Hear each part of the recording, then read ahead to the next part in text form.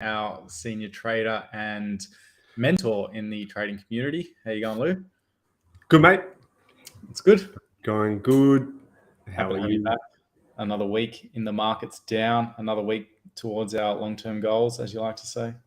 Yeah, another week down. Another week towards our short, medium, and long-term goals. Trading.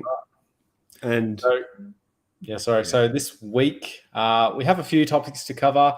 Nothing major in the crypto space. I think the main point that we want to talk about is the interest rate announcement, which is due tomorrow.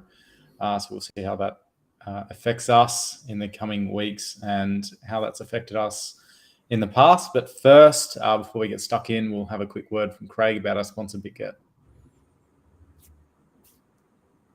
Sick.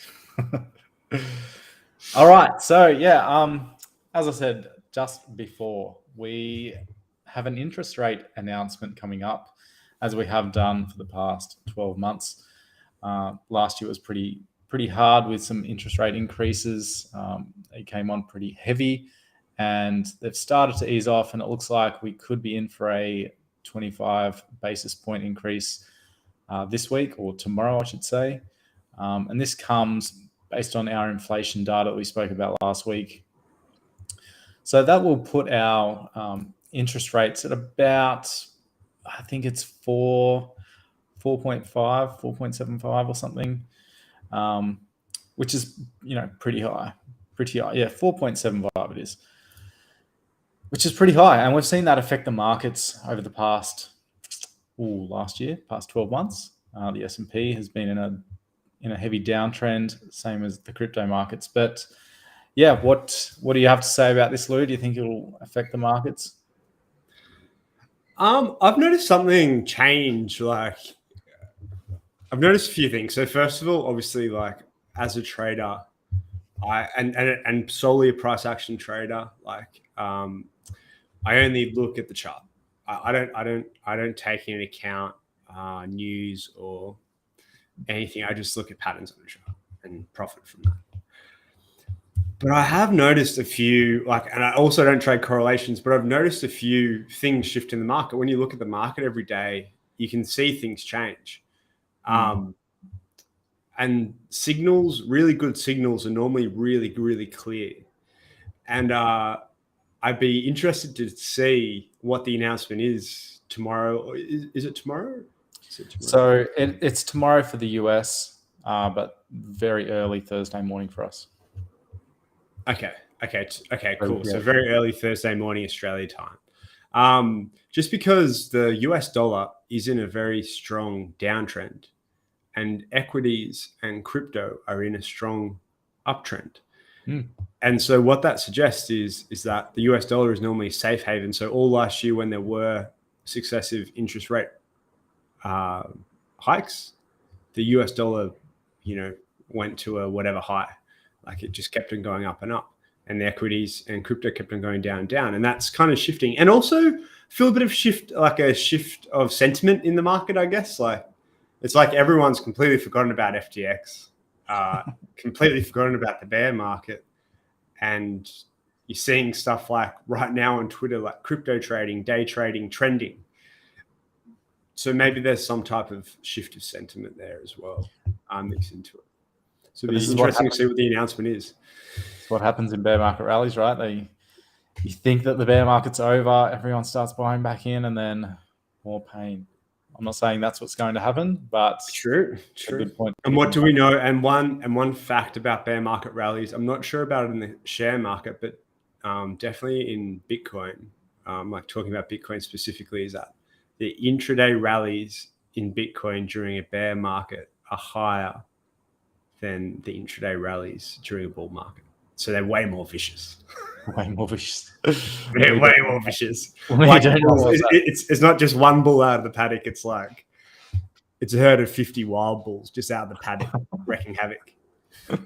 We don't want that, but we should prepare for it just in case. But prepare for it. We'll jump into that. We'll look at the charts in a minute. But first, we just want to talk about a news event that caught my eye just before. Was the Prime Minister of a small European country called Montenegro is meeting with the CEO from Ripple, so the XRP, about the possibility of a digital currency in the country. So I haven't read too much into this. I'm very interested to see what does happen, but we're starting to see, I shouldn't say we're starting to see, we're continuing to see countries look seriously into digital currencies as a form of payment within the country, and they're potentially the main form of payment. So the most recent one was El Salvador, I believe, is now using Bitcoin as a form of payment, and now Montenegro could potentially be the next one.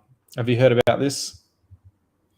I've been keeping track. I've read a few news articles, like in our Discord channel. There was a news article about El Salvador paying off its bond, so its loans, which it used to purchase bonds, and all the bonds are in Bitcoin. So I heard of El Salvador. I haven't heard about Montenegro, but the CDBC, like the central CBDC, sorry, the central bank digital currency for individual countries, is like, that's the thing now. It's going ahead. It's very interesting. Like, imagine if we get a few more countries come on board and say, look, we're done with fiat money, everything is digital. Well, look at banks now. How much do we use as a consumer? Like, how much physical money do you have in your wallet? I have zero physical dollars, maybe a $5 note, like nothing. Everything is digital anyway. Yeah, like I've got like $50. Yeah, $50 there, but yeah, you're right. I think, yeah. For developed first world countries, 100%. There's no space for fiat currency, but then comes the issue of privacy. Like with a digitally issued currency by the government, you have no control. Well, that's right. Yeah, well, they can seize your account. Like zero. Yeah, I think was it Kanye West actually came out and spoke about how after his run-in with Adidas, his bank accounts got seized and he couldn't withdraw or deposit funds into his bank account. And he's like, imagine if this is the power that banks have with me, how much power do they have with other people? Well, yeah. Well, what happens if it's something a bit less? Well, sure. But what happens if it's something a bit less than that as well? Like, what happens if there's like another pandemic and the government says, for whatever reason, you're not allowed to access your bank account because you didn't get vaccinated, or you broke the law by going into another suburb or something like that. So I think there's like I don't know, I just see a darker side to it, especially coming out of the times we've just been through. And like, the government had a lot of power then. I know, like, my business when I was still working as a geologist was severely affected, and just be interesting. But then that's why you got Bitcoin. Exactly. That's why we've got Bitcoin. Alternative, I guess. That's why we're seeing the shift to decentralized currencies, decentralized platforms. That's really exciting. But I think we've got a few little hurdles to get through before that becomes mainstream and adopted by everyone. And one thing is hacking and phishing. We see it and hear about it all the time. Unfortunately, this week, Kevin Rose, the CEO and founder of Proof, which have the Moonbirds collection, he had his wallet hacked, or he'd been phished, I think. He'd clicked a malicious link on a website and approved a transaction, and he ended up losing $1.1 million worth of NFTs. It's sad. It's very sad. But unfortunately, we hear about it all the time. We hear about people getting hacked, or people getting scammed, or people getting phished. And it's just, this is one thing that the crypto space needs to fix before we can really move on in a safe and effective manner. He, just reading this article, he ended up losing, it was one autoglyph, which is a super rare, expensive NFT. I think the floor price of those are 345 ETH. He lost 25 art blocks. worth around 332 ETH, and some on-chain monkeys worth about 7.2 ETH. So yeah, a collective amount of just over $1.1 million worth of NFTs gone. I think he did manage to seize one of the high-profile NFTs before it was hacked. But yeah, it's just so unfortunate to hear that this continues to happen. And if you're in any NFT Discord channels, it's almost a weekly thing where someone has got hacked, or someone has been scammed, or someone has clicked the wrong link and lost all their NFTs. So I really do believe that this is something that the crypto space needs to fix, and we need a very effective, simple solution to wallet security. Also, yeah, use cold wallets. We use cold wallets for our NFTs, and they work really, really well. They have such a clean interface now, really easy to use. If you have a cold wallet, you can't get hacked. Yeah, exactly. Like I'm so surprised at how easy Ledger is to use. I've got a Ledger X. Is that what you've got? Yeah, I've got a Ledger X as well. Yeah. Yeah, they're just so simple to use for your NFT collections. And they've become so modernized as well. Like you can see your NFTs displayed on the Ledger interface and stuff. It's great. It's really good. It is, to be honest, it is a bit of a pain to set up and get organized if you are new to NFTs or new to crypto. You have these things called seed phrases and pin codes and stuff to get into them. It can be a little bit daunting, but trust me, it is worth the time to go through and get yourself a cold storage wallet, transfer your NFTs onto that, and call it, say, a vault that you don't touch, and you don't connect that to any websites or any other wallet addresses. You just keep that for the majority of your funds or your NFTs, and then you just transfer in and out of those wallets to, say, hot wallets, and that's where you do your trading or your transfers, or your buying, sell out of those wallets. And it just helps limit exposure to your vault or your cold storage. Do you find it all like? Do you think it's weird that this guy didn't have his NFTs in cold storage? I think it was his cold storage. I think he just clicked the wrong link on a website. Oh, he was transferring off his cold storage, like say to a hot wallet, and then he did it to the wrong address or something. I believe so. Or he visited a website, and there was a malicious link on the website. So when you click a link on a website and then you approve the transaction, you just have to really make sure that you're approving the right transaction. And that's where scammers are getting people. Or I think it's called phishing. Yeah, right. I remember this happened a lot in 2018. A lot of really, not a lot, but a few really big name people in the space in 2018 during the bear market got hacked. Like and people accused them of like shifting funds to dodge tax, and like, why would you do that? How could that happen? But a lot of those claims actually turned out to be true. Yeah. In the end. Yeah. Have you ever been scammed or hacked? I've been scammed before. I've never been hacked. Scammed through crypto or? Scammed through, yeah. Like when I first got involved in crypto in 2017,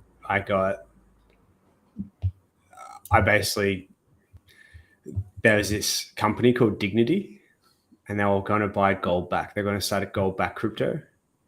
And they went this huge thing where they got the ex-CEO of Uniqlo or something to be on their board. And he was this really, really old man. And this other guy kind of took over, and they bought a fake office block in Bermuda and all this stuff, and they just stole everyone's money. And like, it's so like they bought there was a whole office block for sale in Bermuda, and an investigative journalist went there following the project, and he's like, yeah, it's for sale, they've just bought it. And even the government of Bermuda like welcomed them and stuff, and then they just vanished. And they just took everyone's money. I got scammed through Illuvium, one of those gaming crypto platforms. Oh So yeah. Illuvium were offering they're staking. This is when their staking had just started. So I've been part of the Discord group, and I clicked on the staking link and connected my wallet and started staking some tokens. But turns out it was not the correct Illuvium website.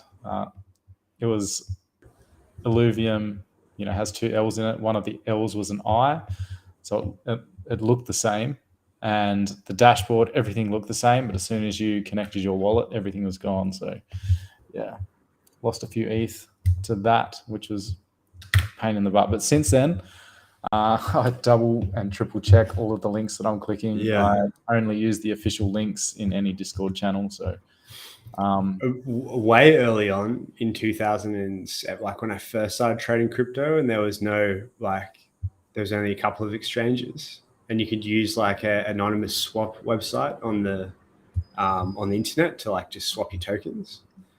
I swapped, what was a lot of money for me then? It was like $3,000 bucks or something, 4,000 US of Litecoin, and I just sent it to the wrong wallet address.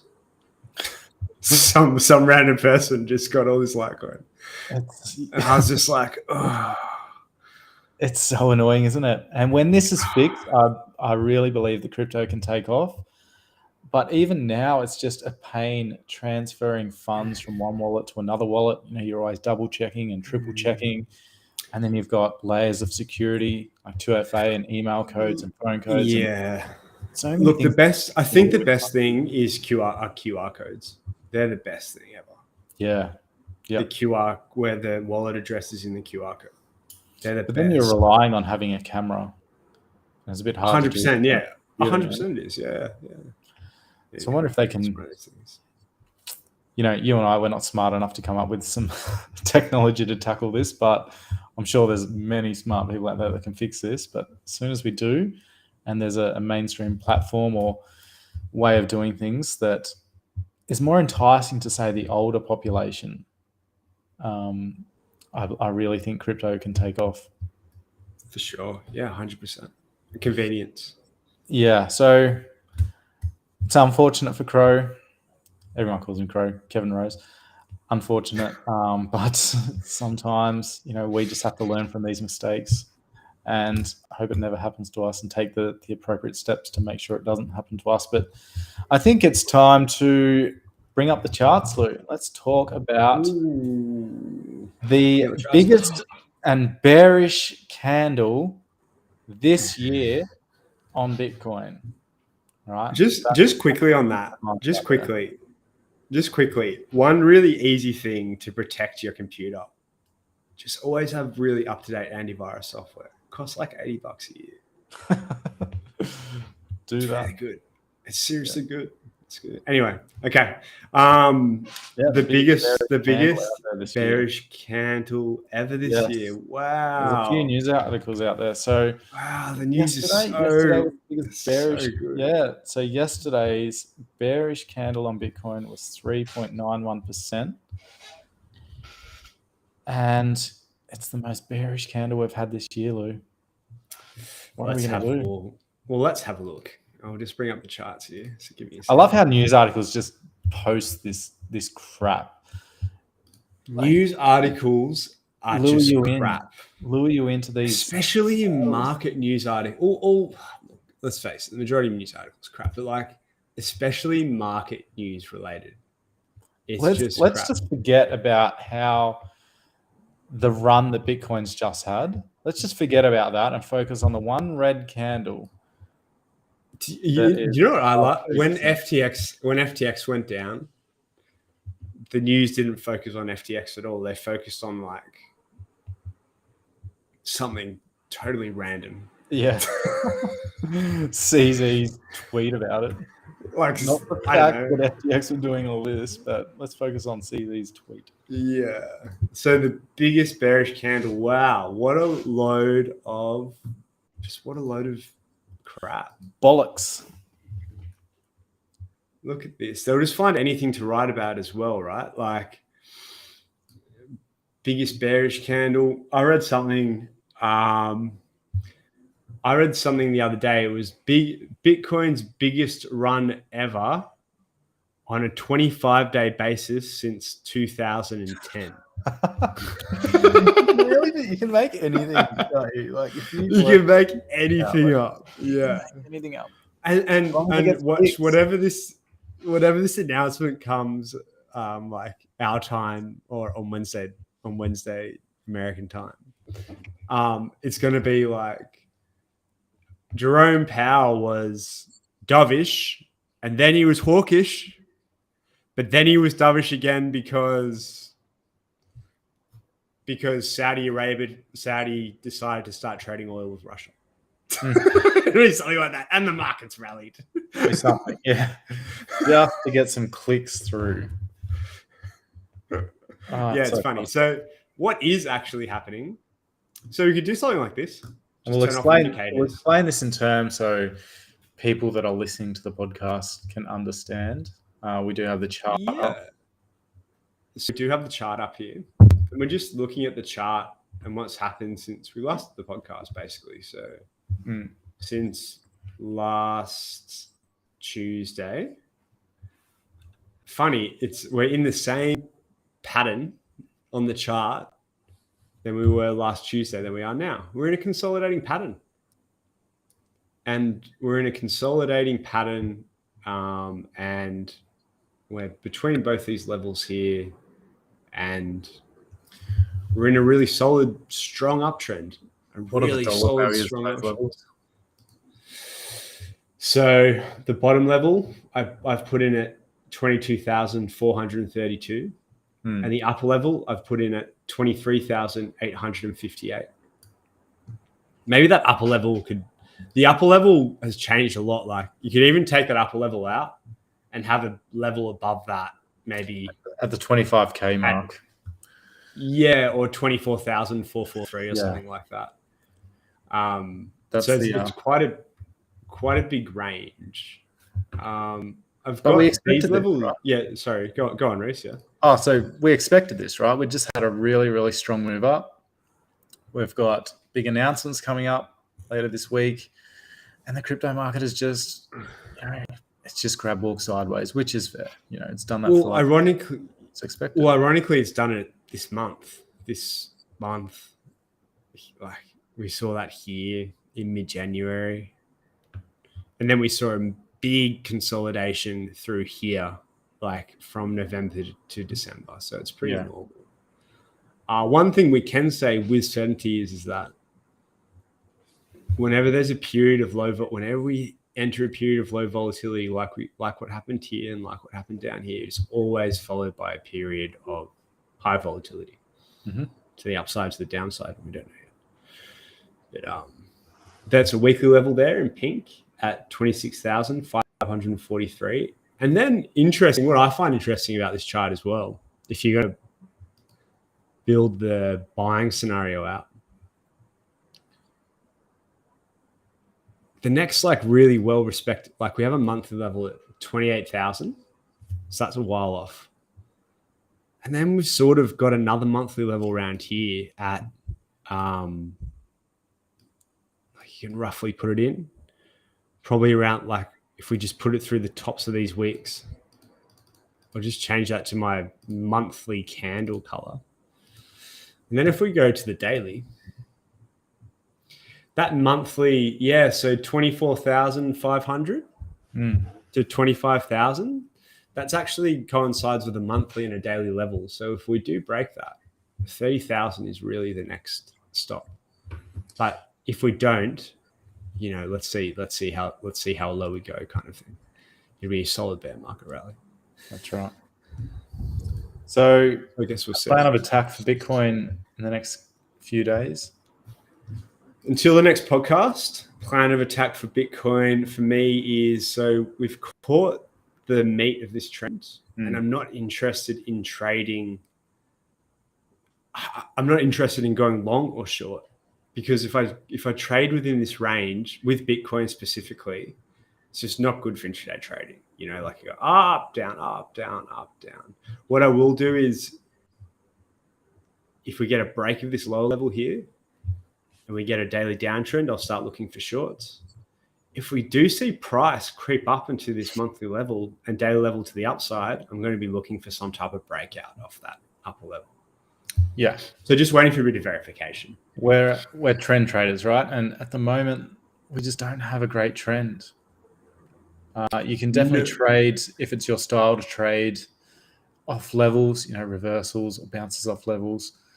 But that's not our style. We just like catching the chunk of the larger moves, which is what we've done the last few weeks. But now it's time to sit back, let the market consolidate and decide on its next move, and watch those levels closely. And fingers crossed we get some nice breakouts setting up on a higher time frame, and then catching the majority of the next move. Yeah. And look, always remember the market's entitled to do whatever the market wants to do. Like, you can't force your will on the market. It's already made its mind up what direction it's going to go. We just got to wait for it to tell us. Yeah. Do we have the US dollar? Do you have the US dollar chart there?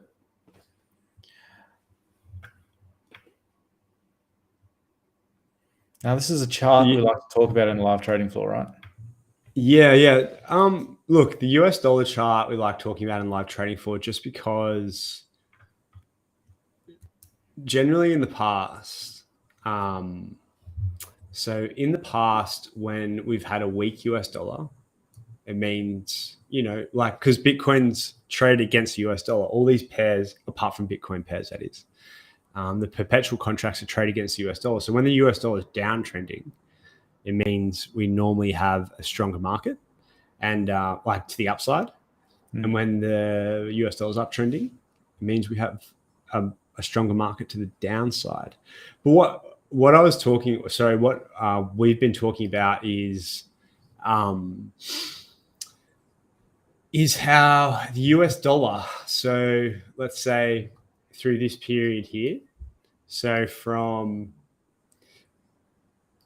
July 21 to October 2022, so let's say the majority of last year, the US dollar has been very strong. And that's because it's been used as a safe haven. Now, what we've seen is the US dollar going into this big downtrend, as you can clearly see here. And it's been really good to watch. The reason why we've been watching a live trading floor is it's just been a really good textbook example of a downtrend. Monthly level, broken.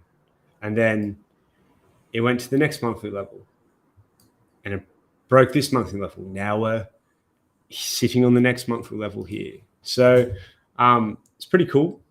It's pretty cool to watch. And we're just kind of popping in on this monthly level here, hit a little bit of resistance as you'd expect. And, we'll see if it does reverse, I guess, or do we bust that monthly level, go lower and continue this really nice downtrend, which would signal a risk on environment. So people wanting to put their money into equities opposed to taking or into crypto. Or into crypto, that's correct. I like talking about this because we're seeing a solid level there on the US dollar. We're seeing a very solid level there on Bitcoin as well. And if we switch to the S&P 500, we can see that it's just confused. On this weekly chart, we're seeing a lower high and then a lower low and then a lower high and then a higher low. And we're just sort of bouncing in this range between sort of 41,000 and 38,000. I'll just find the US 500 chart. So again, pink levels, white levels are monthly levels. And these purple levels are what daily levels I could discern from the chart. So, you're right. And we're kind of just in this big monthly range. And we're trading to the upper end of this monthly range.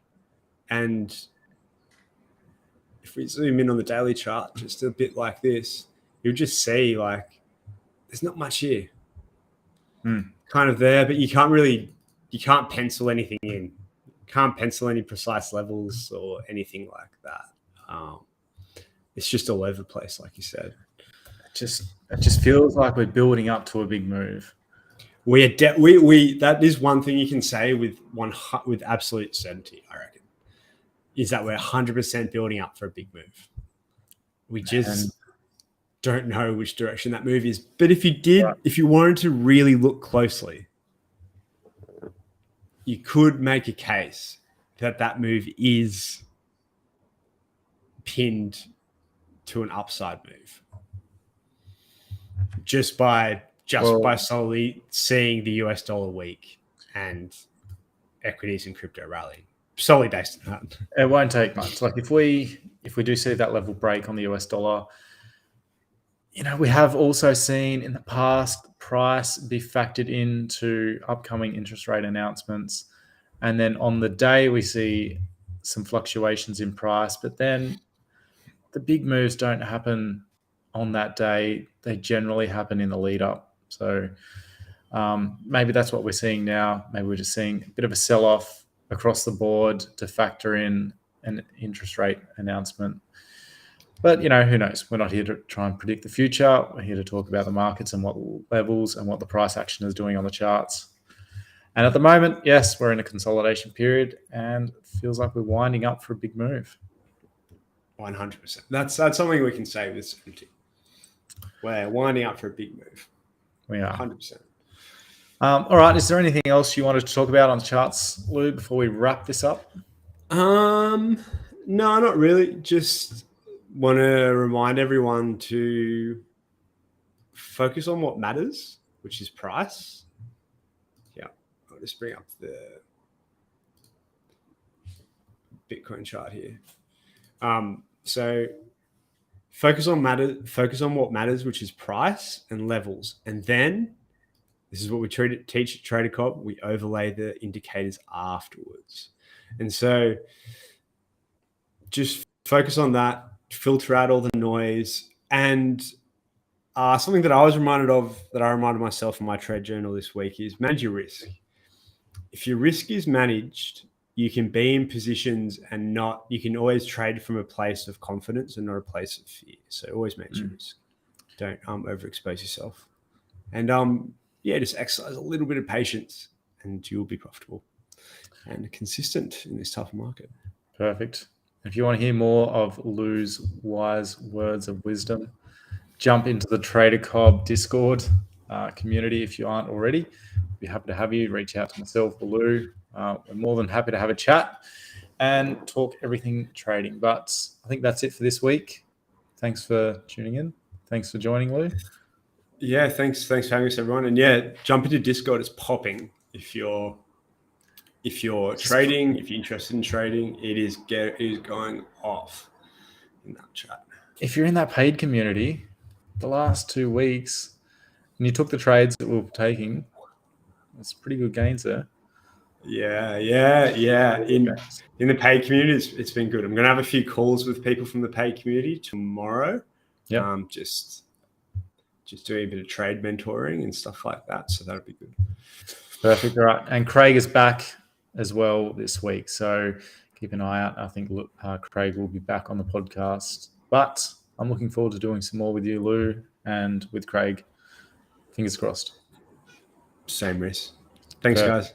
Thanks, guys. Have a great day, and we'll chat to you guys soon.